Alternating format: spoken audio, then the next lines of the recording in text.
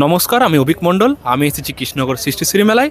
আজ আমরা দেখে নেব যে কৃষ্ণনগরে এখানে শিল্পের বেশি কদর না খাবারের বেশি কদর। হ্যাঁ, খাবারের স্টল তো রাখতেই হবে, না রাখলে এখন মেলায় কেনা বেচা নেই।